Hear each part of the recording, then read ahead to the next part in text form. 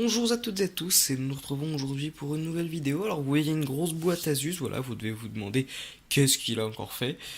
En fait, ça fait longtemps en fait, je vais vous la montrer tout de suite, j'ai une 4850 de chez Sapphire, voilà, bon comme elle est morte, je la traballe un peu n'importe comment, mais elle est morte et j'aime beaucoup les anciennes cartes graphiques AMD parce que je les trouve encore très performantes pour leur âge. Alors, là vous allez tous me dire dans les commentaires n'importe quoi, je vous ferai une vidéo pour vous prouver qu'elles ont encore de la patate quand même, hein, pour une carte graphique.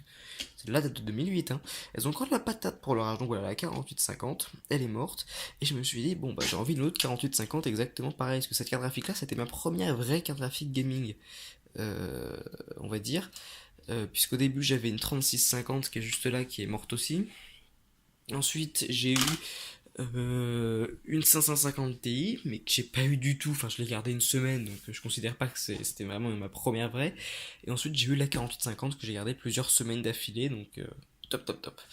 Donc ensuite, donc voilà, donc on se retrouve devant cette boîte Asus. Pourquoi? Bah, hier en promenant sur le bon coin, donc je cherchais, puis j'habite en Seine-et-Marne et les prix en Seine-et-Marne des cartes graphiques sont très chers. Généralement, elles valent pour une vieille carte graphique comme la 4850, c'est 50 euros à peu près. 40-50 euros. Et en prenant sur mon coin, je vois dans ma ville, paf, juste à côté de chez moi, une 4870, 10 euros en boîte. Alors, ils disaient pas que c'était en boîte, hein. Ils montraient juste la carte graphique en loose. Je me suis dit, putain, c'est l'affaire du siècle, 10 balles par rapport aux 50 euros demandés d'habitude. J'appelle. Donc j'ai appelé, puis il me dit ok, en rentrant du travail, je passe devant un lycée qui est juste en face de chez moi, et il me dit est-ce que ça vous dérange pas que je vous la donne devant le lycée? Je lui dis pas de souci, donc je vais devant le lycée, et puis il me la donne. Et moi je pensais que c'était juste la carte en loosé, quoi, donc je lui donne l'argent, puis paf, une boîte Asus, truc Asus, et pour vous dire, voilà, c'était vraiment la haute gamme Asus, parce que c'était les. En fait, je vous explique qu'il y avait les Asus HD 4870, 4850, les 9800 GTX classiques, voilà, c'était les normales, et il y avait les Dark Knight. Dark Knight, en gros, c'était un peu les ROG Strix de l'époque, c'était les ROG, les Strix de l'époque.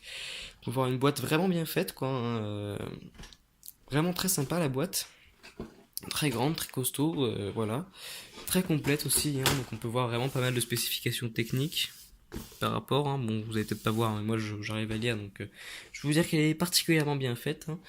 Et ensuite, voilà, donc il y a la boîte. Donc je me dis, bon, ça se trouve, dans la boîte, il y a juste la carte graphique, il n'y a pas tout. Donc j'ouvre la boîte. Bon, déjà, hein, elle a de la gueule, franchement. La boîte date de 2008 et franchement, elle est dans un état mais vraiment magique, quoi. À part le carton là qui est légèrement abîmé, là, c'est au niveau de ces trucs là. Vous savez, les encoches, tout ça c'est toujours mort tout le temps. Mais à part ça, elle est comme neuve, quoi. Donc je me suis dit, d'abord je lève ça, puis tac. Et sans le vouloir, je l'ai penché. Et là, je vois un sachet, puis tac. Qu'est-ce que je vois? Encore emballé un convertisseur S-Vidéo vers RCA. Je me dis purée pour 10 balles quand même. Donc ensuite j'enlève ça. Alors le type m'avait dit lors de la vente qu'il l'avait acheté à sa sortie. Juste quand la 5970 est sortie, il a sauté sur l'occasion pour changer, sachant qu'il m'a donné sa config en rigolant. Parce qu'on a comparé nos configs et lui il est toujours d'ailleurs, il était sur un i7 2600K avec cette carte graphique là. Il l'a acheté neuve en 2008-2009 et pas longtemps après qu'il l'a acheté, il y a la 5970 qui est sortie, donc il l'a acheté directement. Et ce qui fait que cette carte graphique là a traîné dans sa chambre pendant plusieurs années, il savait pas quoi en faire, donc il l'a mis en vente sur le bon coin, et pour vous dire à quel point elle était neuve, la pâte thermique était sèche, mais complètement. Comme, vous savez, vraiment une pâte thermique quand on l'utilise, elle va pas sécher, elle va rester liquide en quelque sorte, plutôt liquide mielleuse en quelque sorte, puis elle va pas sécher en fait. Alors que quand une carte graphique a été très peu ou un processeur très peu utilisé, la pâte va vraiment sécher. Et là, elle était complètement sèche. Je passais mon doigt en raquant le long dessus, il y avait à peine de la poussière sur ma main. Donc, quand voit Spirit, ça part vite. J'ai mis de la pâte thermique no name à la con Silver Cool qui doit être quelque part par là, je pense. Peut-être derrière, bon, je sais pas. Mais voilà. Et c'est une pâte thermique en fait qui est aussi bonne qu'une Noctua, donc j'utilise. Et voilà. Donc, la bête. Alors, là vous allez vous dire, attends, je la sors, il manque un cache plastique là, c'est pas possible. Non, non, en fait c'est d'origine Asus qui a pas mis de cache plastique. C'est pareil d'ailleurs sur si je dis pas de conneries, MSI 460 ou Gigabyte ou je sais plus quoi, mais il y a d'autres marques qui avaient fait ça à une période, pas mettre de. Aïe, excusez-moi, c'est armoire en métal. Mais donc oui, donc pas mettre de trucs, putain, je suis con, j'ai coupé sur le montage. Donc voilà, une grosse carte graphique, voilà. Alors elle a pas de backplate, ça va étonner beaucoup de gens pour une carte graphique haut de gamme, mais à l'époque les cartes graphiques n'avaient pas forcément de backplate. Mais par contre, pour vous dire, voilà, c'est pas de la merde, on avait une sorte de truc pour tenir la carte graphique dans le temps, pour pas qu'elle se plie, parce que vous savez, généralement la carte graphique elle se plie un peu. Là, elle peut pas se plier grâce à ce truc en métal. Vous voyez quand même qu'elle est bien équipée niveau caloduc, hein, pas de problème. Elle a encore les capuchons, voilà. Le type en a vraiment pris soin, et elle avait pas de poussière quand je l'ai eu, donc non, non, franchement, très très bonne affaire. Donc je ferai une vidéo pour vous dire voilà qu'est-ce qu'elle vaut dans le temps, voilà, dans quelques mois. Enfin là voyez-vous, là le Acer il a la 1050 Ti. Bon, il est en train de graver une ISO là de Windows 10. Non, c'est un Windows 10 ou Windows 8? Windows 8.1. Il grave un Windows 8.1, ensuite je désinstalle la 1050, je mets la 4850 et allez, il réinstalle neuve. Parce que là le Windows est UEFI et comme la carte graphique est pas UEFI, ça fout la merde, enfin bref. Et j'ai un DD juste à côté, bah, je vous montrerai plus tard. Mais voilà, donc voilà, j'ai fait vraiment une bonne affaire sur cette carte graphique, 10 euros, et je me suis dit, je vais utiliser pendant une, deux, trois, voire enfin une, deux, trois semaines, voire un mois, donc 4 semaines, pour voir à peu près ce qu'elle vaut dans le temps, voilà, sur des gros jeux du style BeamNG Drive, GTA 5, etc. Bon, ça va faire quand même beaucoup de jeux ADL, mais je vais tester, voilà. Et bon, je les ai achetés les jeux, hein, je les craque pas, mais je veux dire, ça va faire beaucoup, beaucoup, beaucoup de jeux ADL, parce que comme je vais devoir tout réinstaller à neuf, parce que j'ai vraiment une réinstalle neuve, j'ai supprimé tout ce qu'il y a dans le DD, ça, et puis j'ai un peu la flemme, donc j'ai vraiment tout téléchargé. Bon, de toute façon, j'ai une nouvelle co qui est plus rapide, donc c'est pas trop un problème, mais voilà. Au 3615 My Life, mais voilà, donc voilà, je vais tester cette carte graphique, puis je vous ferai des benches, voilà, pour vous dire qu'est-ce qu'elle vaut, parce que il y a des gens qui vont me dire dans les commentaires, oui, une 4870, c'est super vieux, ça date de Mathusalem, c'est vraiment super mal foutu. Et honnêtement, ça vaut que dalle. Alors non, je suis pas du tout de cet avis-là, moi. Pour moi, une GT 610, alors il y a des gens qui vont dire, oui, ta 4870, elle a 512 mégaoctets de GDDR5, c'est que dalle, c'est vraiment de la merde, franchement, t'as une carte graphique vraiment de acheter. J'ai juste envie de leur répondre, ouais, alors moi au moins, elle exploite toute la VRAM disponible, et de manière correcte. Là, c'est une bonne architecture.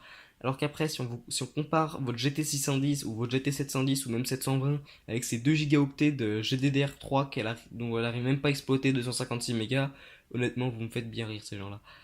Donc voilà, honnêtement, je pense que cette graphique est vraiment encore bonne pour son âge. Je vais vous faire des matchs, hein. Honnêtement, une GT 610 par exemple qui coûte 50 euros actuellement neuve, elle fait pas tourner GTA 5, elle fait pas tourner Rocket League d'une manière convenable, elle fait pas tourner BeamNG Drive. Alors certes, cette graphique là fera pas tourner en Full HD, elle fera tourner grand maximum en 720p, mais honnêtement, on s'en tape.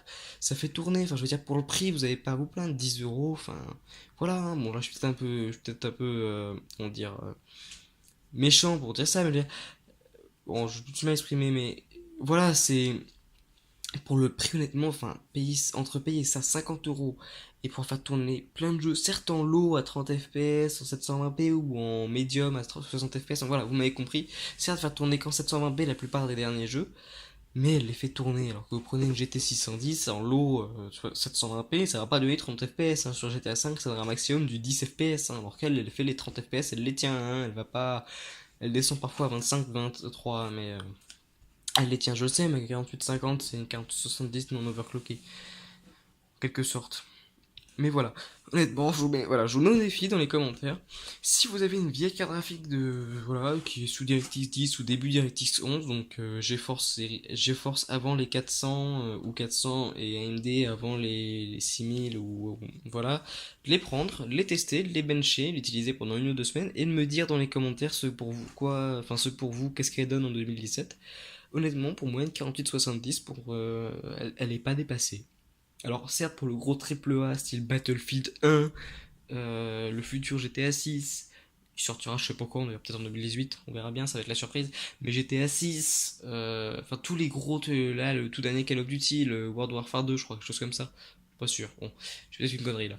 Mais voilà, pour tous ces jeux-là, elle est complètement dépassée, enfin la pauvre, c'est comme si on demandait à une Twingo de dépasser une Ferrari, mais voilà, pour les jeux de type LOL, CSGO, Dota 2, je sais pas moi, Payday 2, Osu, War Thunder, je sais pas beaucoup d'exemples. The aussi, je crois qu'elle fait tourner Plague Inc, Team Fortress, tous ces jeux-là qui sont pas super lourds, même GTA 5, qui sont pas certes super lourds, mais elle les fait tourner dans de bonnes conditions. Elle s'en fout, elle est là pour faire tourner des jeux.